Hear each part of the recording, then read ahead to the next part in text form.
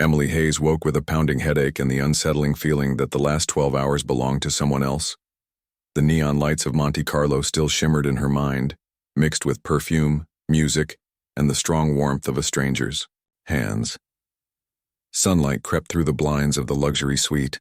The bed smelled of champagne and cologne, and her crumpled dress from the night before lay abandoned on the floor like a secret she wished she could hide. Fragments of the night flickered back in sharp flashes. A poker table, a man with stormy, gray eyes, a low voice carrying authority, a dance that felt like surrender, the hotel elevator, his mouth and then nothing but fire, silk, and skin. She squeezed her eyes shut, wishing the memories away, but they only grew sharper. She had given herself to a stranger, reckless and impulsive, something she had never done before. Sitting up quickly, she pulled the blanket around her trembling frame, her hand reaching for the silver pendant necklace her mother had given her. It was gone. She searched the sheets, the nightstand, the carpet. Nothing. The loss cut deeper than the reckless act itself. Whoever that man was, he had left with more than her dignity. By afternoon, shame was replaced by something heavier. Standing in front of her bathroom mirror, Emily gripped the sink, staring at her pale reflection, her stomach twisted. She had never once missed her cycle. Now she was late. The nausea rolling through her chest made her whisper, "No," as panic tightened her throat. One night of weakness was one thing. A pregnancy was something else entirely. Her phone buzzed. It was Sophie Miller, her best friend. Emily answered with shaking hands. Sophie's voice was cheerful. "Where did you vanish last night? You didn't text me." Emily tried to steady her voice. "I made a mistake, Sophie. I slept with someone." Sophie gasped. "You think or you know?" Emily's throat burned. "I know. I don't even remember his name." For a moment, Sophie was silent, then her voice softened. "Emily, are you safe?" Emily whispered. "I think I might be pregnant." Sophie didn't hesitate. "Then check. Better to know than torture yourself." Emily felt hollow, but she knew her friend was right. She had to face the truth. The next morning, she wore a gray sweater and jeans, tied her hair in a bun, and slipped on dark glasses even though the sky was cloudy. On the subway, to Crosswell Medical Center in Boston, her fists clenched so tightly around her purse that her knuckles ached. Every sound of laughter, every baby stroller she passed felt like a cruel reminder of what might be inside her. The towering glass facade of Crosswell Medical made her hesitate. Everyone in the city knew the name. It was the most exclusive clinic in Boston, serving politicians, celebrities, and the wealthy elite. She didn't belong there, but Sophie had insisted it was the most discreet. Inside, the lobby gleamed with marble floors and tall orchids. The receptionist greeted her with polished professionalism. "Appointment?"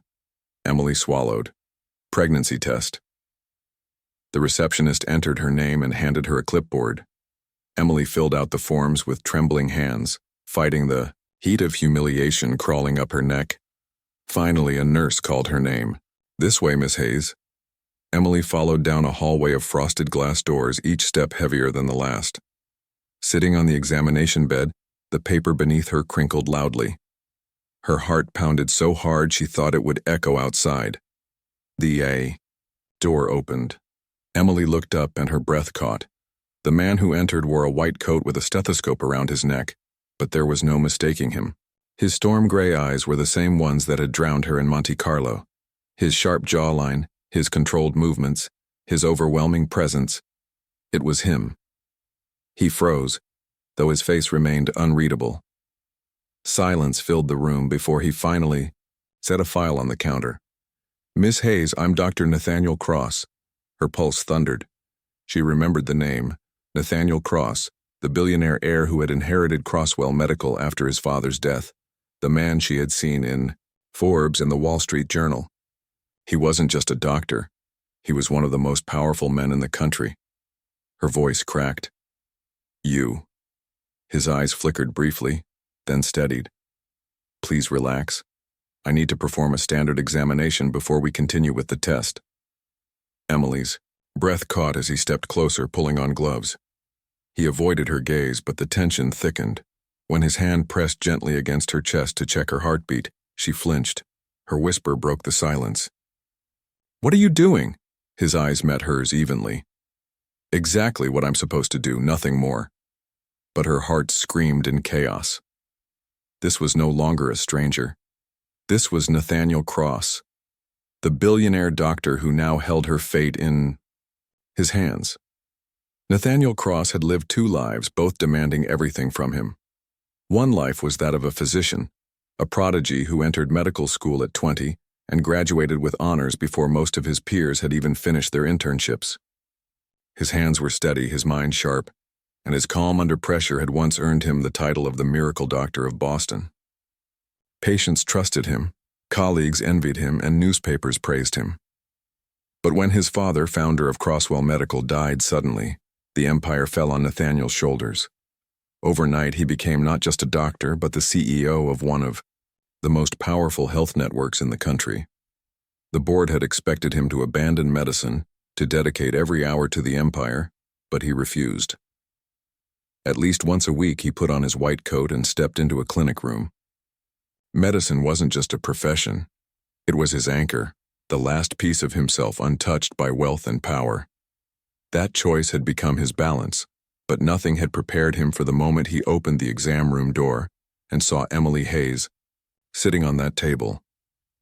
2 nights ago, he had seen her under Monte Carlo's neon lights, flushed with laughter, carrying herself like someone desperate to escape reality. He had never allowed himself to be reckless, never let go of control. Yet, she had disarmed him with a glance, with the way she whispered yes as the city roared outside. He had thought she was gone forever. And now here she was, trembling in his office, looking at him as if he was both her salvation and her curse. He forced himself into neutrality. He had to. She was no longer just a memory. She was his patient. Still, when his fingers brushed her skin during the examination, electricity ran through him. The small birthmark under her collarbone confirmed it beyond doubt. She was the woman from Monte Carlo. Emily pulled back, her eyes burning with suspicion. "What are you doing?" she whispered. His voice was steady, though inside he was unraveling. "Exactly what I'm supposed to do. Nothing more." He finished the check quickly and stepped back, putting distance between them, though it did nothing to quiet the storm inside him. Emily wrapped her arms around herself as if shielding from both diagnosis and him. The silence was unbearable. He wanted to tell her the truth, that he remembered everything, that the night had not been meaningless, that he had searched for her necklace after she left, but he couldn't. Not here. Not now. Emily's humiliation boiled over. She slid off, the table clutching her bag like a shield. "I want a different doctor," she said, her voice shaking though her back was straight. Before he could respond, she pushed past him and left the room. The closing door echoed like a gunshot. Nathaniel stood frozen, gloves still on, staring at the empty space she had left behind. The board would never understand why he cared. His colleagues would laugh if they knew he had lost control over a patient. But she wasn't just a patient. She was the one woman he had not been able to forget. Pulling off the gloves, he sank heavily into the chair, staring at his reflection in the glass cabinet. His 32-year-old face looked older, lined with exhaustion. He wondered if this was punishment for daring to live 2 lives, doctor and billionaire. He could save hundreds of patients, yet fail to hold on to one woman. He closed the file, but her name on the cover burned into his thoughts. Emily Hayes. He whispered at once into the sterile air, knowing she would not come back. She saw him as a threat now, not a man. And yet part of him refused to let go, because behind her fear he had seen the flicker of recognition, the same pull that haunted him since that night.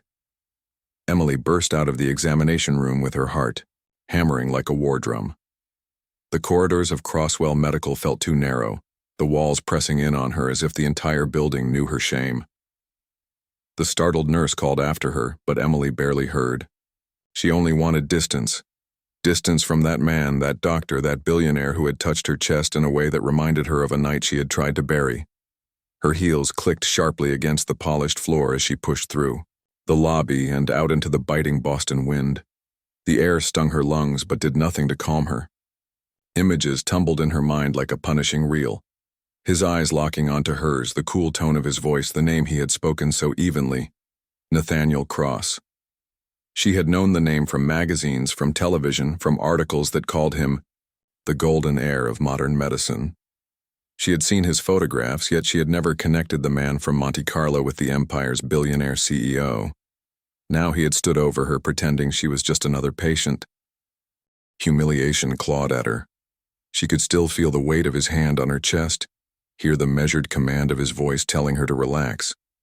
Relax? How could she relax when every nerve screamed with recognition? She hurried down the subway, steps fumbling for her Metro card with trembling fingers. A stranger brushed past her shoulder and muttered something, but Emily barely noticed. She sank into a cold plastic seat, her breath fogging the window as the train rattled forward. She wanted to cry, but the tears refused to come, leaving her, wrapped in numb fury. To him, Monte Carlo had probably been nothing. A careless night in a city built for sins that never followed you home. But for her, it followed everywhere. Into her body, into her fear. What if she really was pregnant? The thought tightened her chest more than shame ever could. A powerful stranger, a man who could crush her with a single word. How could she ever fight that? She pressed her forehead against the glass and tried to breathe, but her lungs felt locked. Across the city, Nathaniel sat in his office, the unopened file on his desk staring back at him.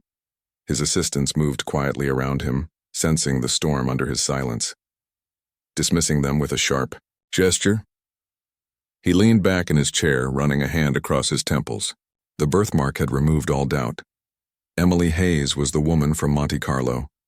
He remembered every detail, her laugh too loud at a bad joke, her hair falling across her face while she danced, the way she clutched her silver necklace before.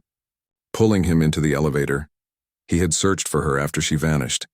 He had woken to find only that pendant left behind, a hollow ache sitting in his chest. For weeks, he had told himself it was better not to find her. His life was too complicated, his responsibilities too consuming. But fate had ignored his permission and placed her back in his world. She was no longer a dream but a patient in his clinic. And now she hated him.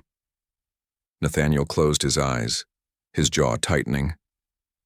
He could have told her the truth, could have admitted that Monte Carlo had meant something, that he remembered, that he had never forgotten.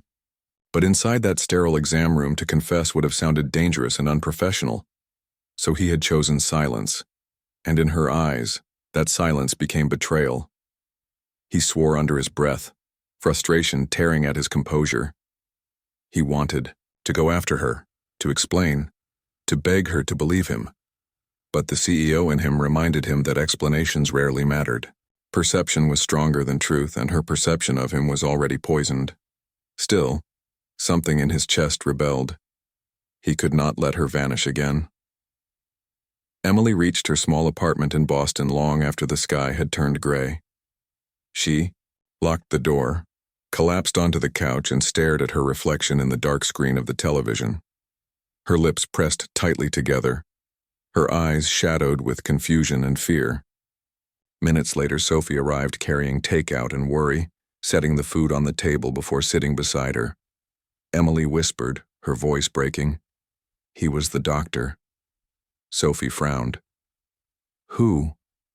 Emily lifted her head, barely able to say the words. "The man from Monte Carlo, the billionaire doctor, Nathaniel Cross."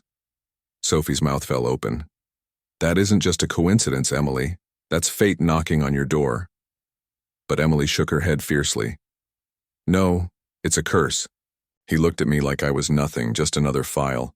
He touched me like I didn't matter." Sophie tried to reason with her, but Emily cut her off. "I can't face him again. I can't." Sophie squeezed her hand gently. "Then don't. Take the test, find out, and move on." Emily wanted to believe it could be that simple, but deep down she knew Nathaniel Cross was already tangled into her life. Meanwhile, across the city, Nathaniel stood by his office window, the skyline glittering like shards of broken glass. He told himself to let her go, to bury himself in shareholders, contracts, and surgeries. But the image of her walking away burned inside him. For the first time in years, the doctor and the CEO wanted the same thing. They wanted Emily Hayes. Days later, Emily buried herself in routine, desperately trying to outrun her thoughts. She applied to every tutoring job she could find, scrolling through listings late into the night, sending her resume to families needing someone for math, science, even piano, though she hadn't played in years. Rent was due, her savings were thin, and the thought of an extra medical bill if she truly was pregnant haunted her endlessly. When one of the agencies finally called with an urgent offer, she barely listened to the details. A private client, a young girl needing a tutor, the pay generous and the conditions discreet. Emily said yes before asking who it was. The address brought her to a mansion in Boston's Upper East Side, so vast it looked pulled from a movie. Her hands trembled as she rang the bell, reminding herself it was just another job. A uniformed maid opened the door and guided her through marble halls lined with chandeliers and art. Emily's chest tightened with unease. This was not her world. She belonged to small apartments and crowded coffee shops, not palaces where wealth whispered from every corner. "The master will see you in the library," the maid said. Emily's steps faltered at the word master, but she followed, clutching her folder of credentials. The double doors opened and she froze. Standing by a grand bookshelf outlined in sunlight from tall windows was Nathaniel Cross. He turned at the sound of her footsteps, and their eyes collided like storms. Emily's breath caught. "No, not here, not again." She spun toward the maid, panic rising. There must be some mistake, but Nathaniel's voice cut through the air, low and steady. "There's no mistake. You're here for the position." Her pulse hammered. She gripped the folder until the edges bent. "I can't do this. I should leave." His gaze held her, still. His tone was calm, but beneath it ran something dangerous. "You need the job. My niece needs a tutor. Stay." His voice left no room for argument. Rent whispered louder than pride, and necessity chained her tongue. Emily forced herself to face him. "Fine, I'll stay. For her, not for you." His eyes flickered briefly at her defiance before he nodded. "Understood." A door opened, and a young girl bounded in, laughter filling the heavy room. "Uncle Nathan, is she my new teacher?" Nathaniel's expression softened in a way Emily hadn't believed possible. He placed a gentle hand on the girl's shoulder. "Yes, this is Miss Hayes. She'll be helping you." The girl grinned and pulled Emily toward a table covered with books and puzzles. Emily let herself sink into the rhythm of teaching, numbers, words, gentle encouragement. For a moment she almost forgot where she was, but every time she looked up, Nathaniel was there, silent in the corner, watching with unreadable eyes. That evening, after the girl had gone to bed, Emily gathered her things to leave. In the hallway, she nearly collided with Nathaniel. His presence filled the narrow space, his cologne striking her with cruel familiarity. "Excuse me," she whispered, trying to slip past. He shifted slightly, blocking her path without touching her. "You don't have to be afraid of me," he said quietly. Her chest tightened. "Afraid doesn't cover it. I just don't trust you." His jaw tightened as if her words cut deeper than she intended. "Good," he murmured. "Then let me earn it." Emily searched his face, expecting arrogance or mockery, but instead she saw something dangerously close to vulnerability. It unsettled her more than anger ever could. She broke eye contact and slipped past him, her steps quick and her heart quicker. In his study later that night, Nathaniel poured a drink he never touched. Memories of her laughter in Monte Carlo echoed like ghosts. He had sworn that morning to let her go, yet fate had brought her into his house, into his family, into his daily life. He knew better than to believe in destiny, but when he looked at her, when he heard her voice steady despite her fear, he could no longer pretend this was coincidence. It was inevitability. Upstairs in the mansion, Emily sat on the edge of the guest bed the maid had prepared for her. Her suitcase lay half open, the uncertainty of her future pressing against her chest. She pressed her palm to her stomach, the shadow of pregnancy still gnawing at her. She told herself this job was temporary, that she would save enough money and leave, that she could keep her distance from Nathaniel Cross, but she knew the truth. Distance was impossible when every wall in this house seemed to echo with his presence. She promised herself to remain professional. His niece deserved stability, and Emily could not risk blending her personal chaos with her work. She filled the days with lessons, multiplication tables, spelling games, bedtime stories. Yet Nathaniel's presence seeped into every corner of her new life. He worked in his study with the door half open, his voice carrying through phone calls that sounded like battles. She sometimes caught him in the kitchen late at night, sleeves rolled up, tie discarded, preparing tea with quiet concentration that seemed almost human. Other times he appeared in the library, standing silently by the shelves as Emily taught, his pride at his niece's progress clear in the flicker of his expression. Emily told herself she didn't care. She told herself she was immune, but her body betrayed her every time his shadow stretched across the room. One evening, after a long day of teaching, Emily climbed the wide staircase with a stack of books in her arms.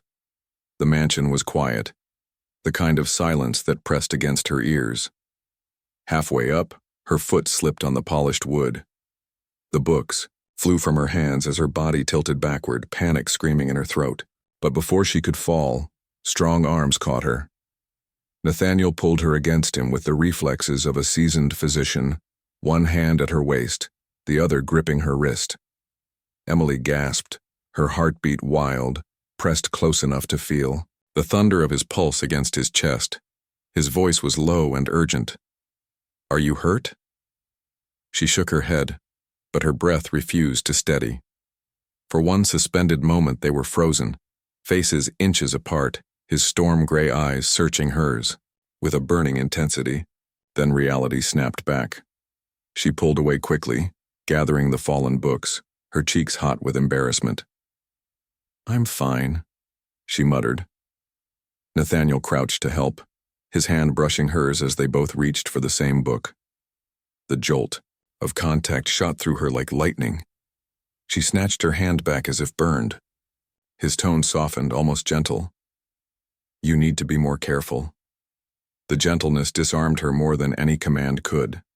She avoided his gaze, clutching the books to her chest like a shield. "I said I'm fine." He didn't argue, but his stare lingered as she hurried away down the hall. That night Emily lay awake staring at the ceiling, her body still alive with the memory of his arms around her. She hated herself for remembering, hated the warmth that spread through her chest when she recalled the beat of his heart pressed against her. But the more she tried to bury the memory, the stronger it grew. The next week brought more moments she couldn't erase. A rainy afternoon when the power flickered and they lit candles in the library, Nathaniel sat with his niece, patiently working on a puzzle. Emily caught herself watching the way he laughed softly when the girl insisted he had chosen the wrong piece. It wasn't the laugh of a billionaire commanding boardrooms. It was the laugh of a man who once simply wanted to heal. Another evening, she stepped into the kitchen to find him making hot cocoa for his niece. Without a word, he handed her a mug too, steam curling into the quiet air between them. She accepted, reluctantly, sipping slowly. The silence was warm, not heavy, and for a moment she felt as though they weren't strangers at all, but something fragile and new. The tension between them grew with every passing day until it became impossible to ignore. The tension reached its peak one evening in the library. Emily was reviewing a history lesson with Nathaniel's niece when he entered unexpectedly. His voice was calm but carried a note of finality. "Time for bed." The girl obeyed without complaint, leaving Emily and Nathaniel alone in the room. Emily rose quickly, clutching her notes. "I should go. Emily." His voice stopped her.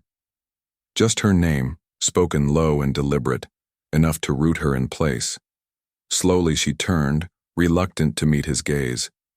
He stepped closer, his expression unreadable, his storm-gray eyes shadowed. with something deeper than control. About Monte Carlo, he began, his voice steady. Her throat tightened. Don't. Please don't. His jaw flexed. You think it meant nothing, but it didn't. She shook her head fiercely. It can't mean anything now. I'm your employee. You. He moved another step closer. The faint lines of exhaustion around his eyes made him look more human, less untouchable. And you are not just my employee. Her defenses wavered. Why are you doing this? She whispered. Because I can't stop thinking about you, he said simply. The honesty in his tone broke through her walls more sharply than any grand declaration. Her breath caught, her pulse racing. We can't. His gaze darkened, but he didn't push. Instead, he nodded, his voice quiet, but laced with restraint. Then we won't. Not for now. The words struck her harder than if he had kissed her. Restraint was worse than desire. It left her aching. That night in her guest room, she lay awake, staring at the silver pendant he had returned to her earlier that day. He had kept it all this time, hidden in his possession. Now it rested against her skin again, heavy with memories and unspoken truths. She turned restlessly, torn between fear and longing. Down the hall, Nathaniel stood by the window of his study, city lights reflected in his storm-gray eyes. He knew he was crossing lines, risking scandal, risking everything he had built. Yet, when he remembered her wide eyes on the staircase, when he remembered her trembling voice and the way she looked at him despite her fear, he knew he could no longer deny it. He wanted her. Not as a fleeting memory, not as a mistake, but as something real. The question was whether she would ever let him. The first photograph appeared 2 weeks later. A grainy shot captured in the early morning when Emily left the mansion carrying a stack of books. At first she thought nothing of it, just another passerby with a phone. But the image spread across social media with frightening speed, captioned, with speculative headlines. Mysterious young tutor seen leaving Nathaniel Cross's mansion. Within hours, gossip blogs twisted the story. Was she seducing the billionaire Dr. CEO? Was she a gold digger trying to climb into Boston's elite circle? Emily read the comments under one post and felt her stomach churn. Gold digger, homewrecker, fraud. Strangers judged her clothes, her hair, even her smile. By evening, the story hit mainstream media. The photograph replayed on television, commentators smirking as they speculated whether the brilliant doctor had fallen into scandal. Emily hid in her room, her phone buzzing endlessly with notifications she refused to open. Sophie called, her voice sharp with both worry and disbelief. Emily, you need to control the story. Deny it. Emily whispered back, her voice breaking. Who would believe me? They've already decided what I am. Meanwhile, in the Crosswell boardroom, Nathaniel sat at the head of a long glass table, facing directors whose expressions ranged from alarm to disgust. One man slid the photo across the table like evidence of a crime. This is unacceptable. Investors are calling. They want reassurance. Another leaned forward. You are not just a doctor, Mr. Cross. You are the face of $1 billion company. You cannot be seen harboring a scandal in your own home. Drop her quietly. Pay her off if you must. Nathaniel's jaw clenched, but his voice was calm. She is my niece's tutor. That is all. The board scoffed. No one believes that. She's half your age. She lives under your roof, and she's already being painted as your mistress. The damage is done. If you want to keep your investors, distance yourself. Nathaniel's gaze swept the table, icy and unyielding. I will not throw her out because of lies. Silence fell, but rebellion simmered beneath it. The board couldn't control him, but they could make his reign unbearable. That night he returned to the mansion, anger tight in his chest. He found Emily in the garden, pale in the moonlight, her phone clenched in her trembling hand. She looked up at him with desperate eyes. Why is this happening? I didn't do anything. His chest ached at the sound of her breaking voice. You did nothing wrong, he said firmly. But she shook her head, tears blurring her vision. They're tearing me apart. People I don't know call me names. They say I'm pregnant, that I'm selling myself for money. I can't breathe. He reached for her hand, but she pulled away. I should leave. It's the only way to stop this. His voice hardened. No. If you leave, they win. She shook her head, her resolve breaking. This is your empire, Nathaniel. I can't be the reason it falls. I'll pack my things tonight. Fear and fury surged through him. Do you think I care more about shareholders than about you? But Emily couldn't meet his eyes. Shame was too heavy. She turned and fled inside, leaving him in the cold. That night, the scandal grew uglier. An anonymous account posted a fabricated ultrasound photo claiming Emily was already carrying Nathaniel Cross's child. Within hours, it went viral. Hashtags trended worldwide. News anchors speculated in prime time. Emily saw the image on her phone and felt her world collapse. She pressed her hand against her stomach as though strangers could see through her. A sob rose, fierce and helpless. She hadn't even taken another test, too afraid of the truth, and yet the world had already decided for her. Upstairs, Nathaniel's phone rang endlessly. He ignored it all. Boardrooms, investors, the media. He could fight them. But watching Emily suffer was unbearable. He left his study and stood outside her door, fist raised, hesitating. For once, the man who commanded empires had no idea what to say. Inside, Emily sat clutching her silver pendant, whispering into the dark. Why me? Why him? She didn't know if the tears were for the cruelty of the world or for the unbearable pull she still felt toward the man outside her door. The storm of gossip only grew louder in the days that followed. Inside the mansion, a quieter storm brewed between Emily and Nathaniel, one filled with silence, distance, and unspoken tension. Emily avoided him whenever she could, slipping out of rooms when he entered, burying herself in lesson plans, and closing her door at night before he had a chance to knock. Yet his presence was everywhere. The echo of his footsteps in the hallway, the weight of his gaze across the dinner table, the quiet shadow he cast whenever she tried to pretend he wasn't. There. Finally one night he knocked. She almost didn't answer, but something in the heaviness of that sound made her open the door. He stood there in a simple shirt, sleeves rolled to his elbows, his face lined with weariness. His voice was low. We need to talk. Emily swallowed hard, trying to gather steel in her voice. Talk about what? The lies? The rumors? That ultrasound photo? He stepped closer, his storm-gray eyes unyielding. About the truth. Her pulse spiked, anger and panic colliding. What truth? That I was a fool who let this happen?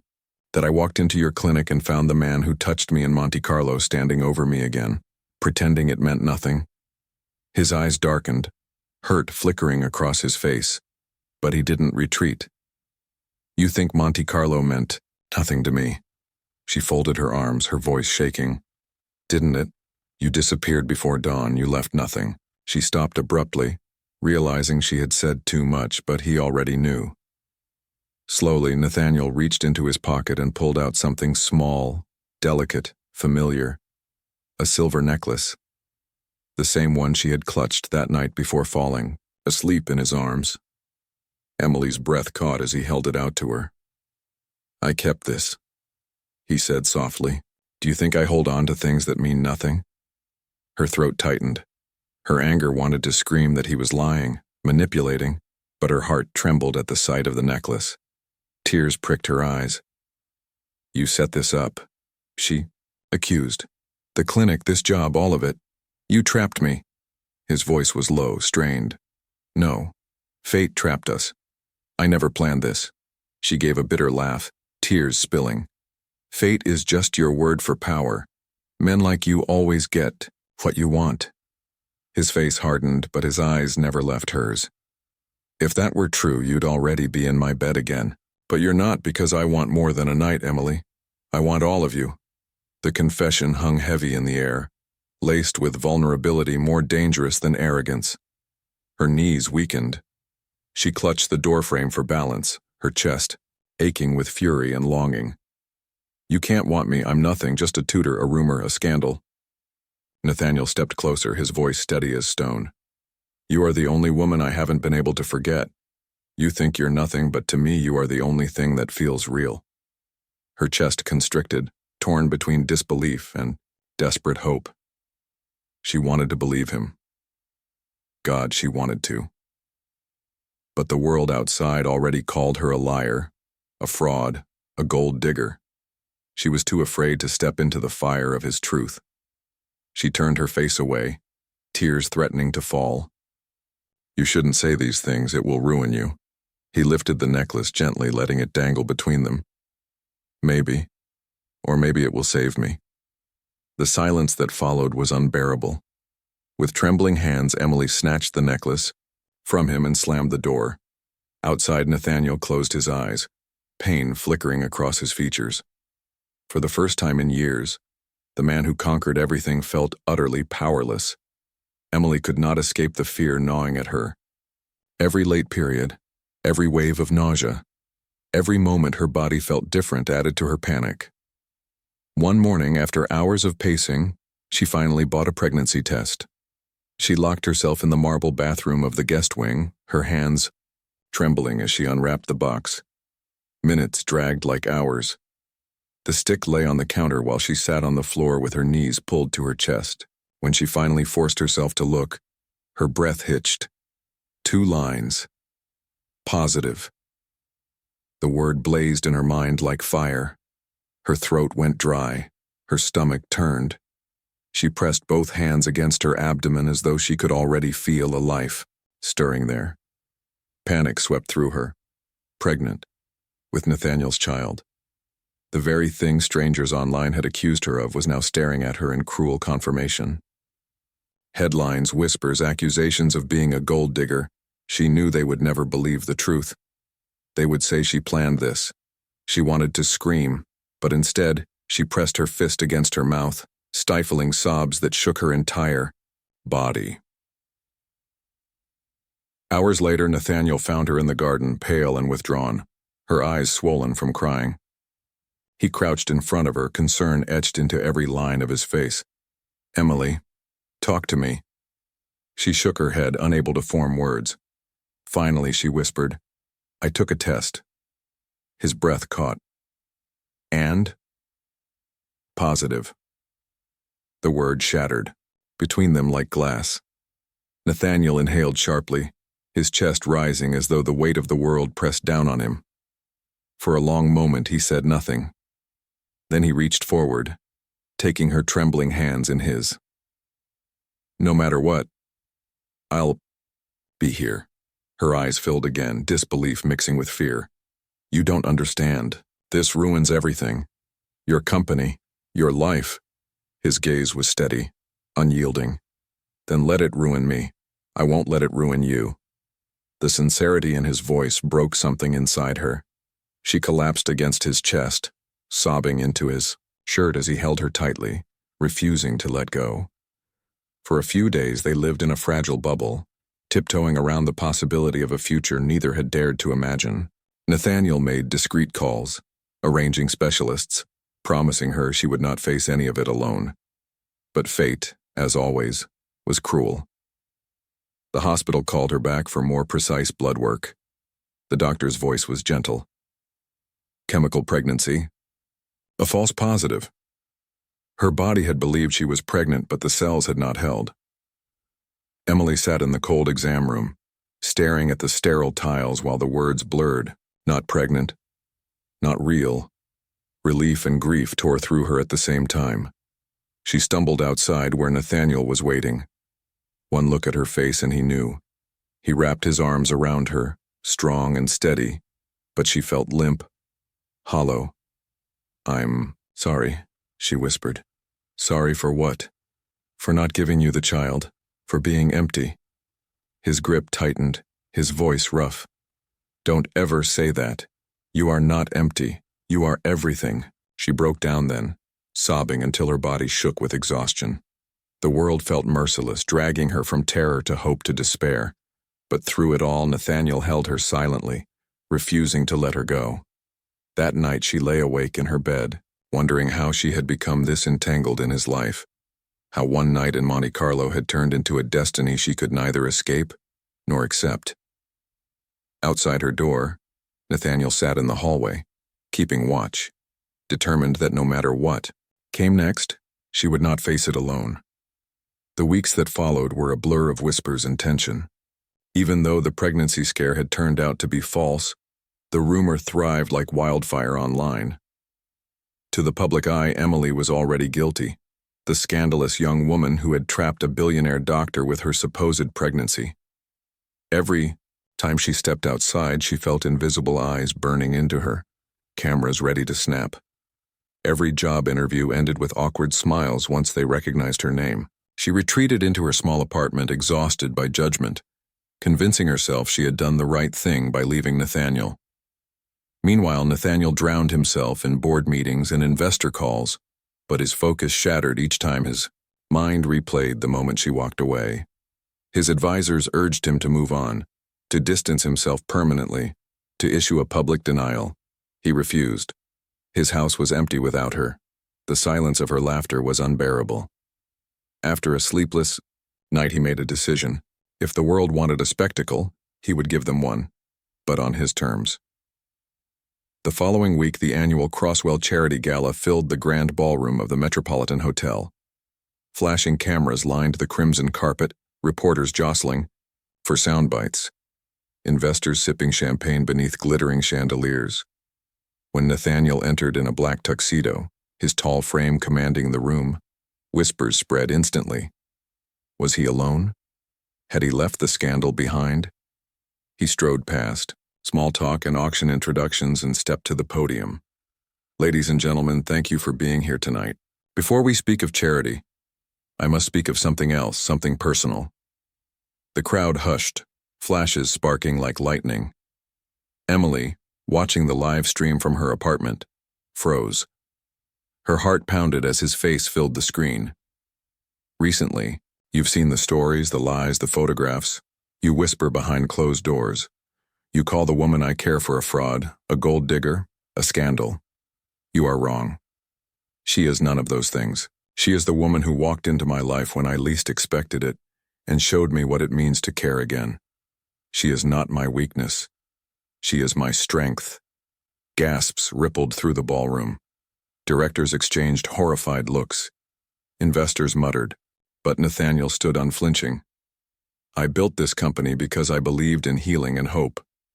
I will not sacrifice the woman I love on the altar of profit. If any of you cannot stand by that, you are free to leave.